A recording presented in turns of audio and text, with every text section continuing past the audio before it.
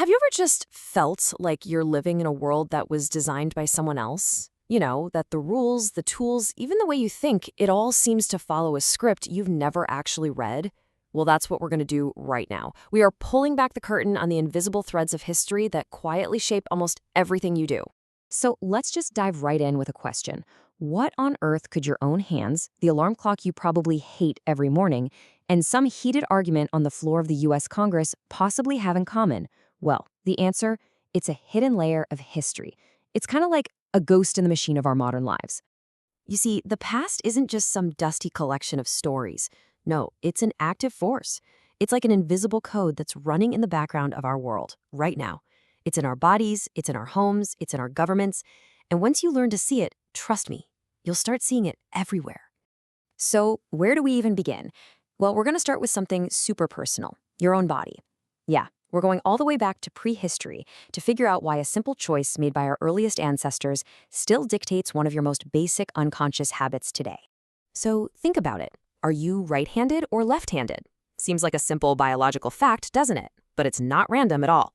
Turns out it's the result of a prehistoric problem-solving session that just happened to create a global bias that's lasted for thousands and thousands of years. So how did this happen? Well, it all started with a really basic problem: making tools. Early humans needed one hand to hold a rock steady, think of it as the support staff, and the other hand to strike it, that's the specialist. As this became the standard way of doing things, the brain literally adapted. The neural pathways for that specialist hand got stronger, faster, more precise.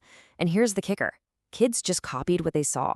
They instinctively mimicked the most efficient pattern they saw in the adults, and poof, a practical choice becomes a self-reinforcing global standard. And this was absolutely crucial for survival. I mean, think about it. When a predator jumps out, you don't have time to think. You just default to your most practiced, reliable movement. For most of our ancestors, that meant using their specialist hand. So the next time you just instinctively reach for something, take a second and remember, you're running a piece of prehistoric survival software. All right, so let's jump from our own bodies to the stuff we use every single day. You might think we live in this incredible age of innovation, right? But you'd be shocked at how many of our daily frustrations are actually medieval problems that we just gave a modern facelift. It just goes to show you, once a path is chosen, even a flawed one, it's incredibly hard to change course. Let's start with toothpaste. Yeah, toothpaste. Back in medieval times, people tried to clean their teeth with these gritty powders made of stuff like crushed bone and powdered brick. It was a painful mess that probably scraped off as much enamel as it did plaque. And today, the basic principle is exactly the same. Scrape your teeth with an abrasive.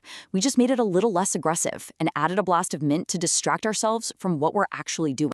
Or what about the dreaded alarm clock? The medieval version was basically a candle with a nail stuck in it. When the wax melted down, the nail would fall and clang on a metal plate. It was imprecise, totally terrifying, and a huge fire hazard. Our modern phone alarm? It's just a high-tech version of that same traumatic awakening. We basically just replaced a fire hazard with a whole lot of digital anxiety. But that core experience of being violently ripped from your sleep, yeah, that remains unchanged. And don't even get me started on eyeglasses. The first ones were literally just two heavy lenses balanced on your nose. They were uncomfortable, they were awkward, and a sudden sneeze could be an absolute catastrophe. Sound familiar? We've added arms and better frames, sure, but the fundamental complaints, slipping down, fogging up, breaking, that's a legacy we've been dealing with for centuries. We didn't really solve the problem, did we? We just got used to it. All right, so we've covered our bodies and our gadgets. Now let's look at a place, the Louvre in Paris. It's famous, right? One of the world's greatest art museums. But if you could peel back its walls like an onion, you'd find its history is literally built layer upon layer upon layer. Each new purpose just built right on top of the last one. The Louvre wasn't always a museum, not even close. It started way back in 1190 as a grim, imposing fortress meant to scare people. Then, a couple centuries later, it gets a makeover into a grand royal palace, a stage for showing off power. Then, bam, the French Revolution happens, and it's seized and given this radical new purpose, a museum for the people. And finally, in 1989, that glass pyramid is added, rewriting the building's identity all over again. But here's the really cool part. If you go into the basement of the Louvre today, you can still see the actual foundations of that original medieval fortress. It's a literal, physical reminder that the past is never really erased. It's just built upon. The museum you're walking through is shaped by the palace and the fortress hidden right below your feet.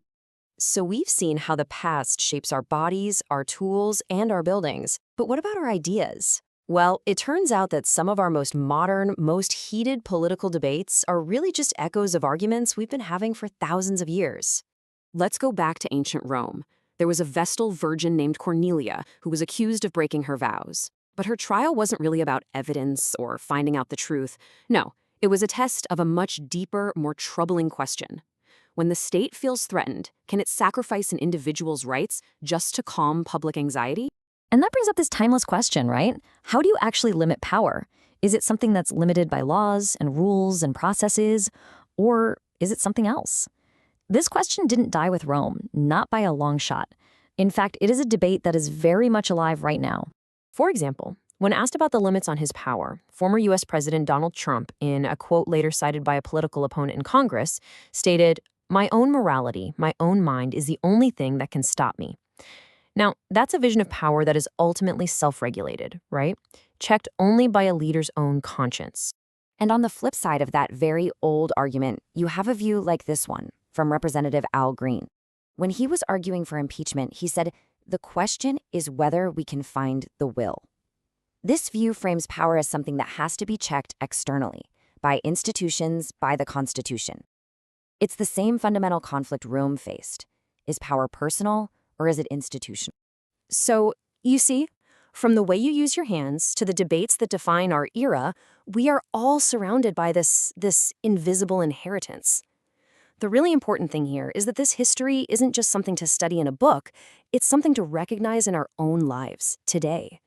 Maybe the best way to think about it is this. The past is like an operating system, and it's running in the background of your life right now. It shapes your unconscious habits, the design of the things you use every day, the layout of your cities, and even the very structure of our biggest arguments, all without you ever really noticing. But here's the thing. Once you see that code, once you recognize that these things aren't inevitable, they're inherited, it leads to one last really powerful question for you.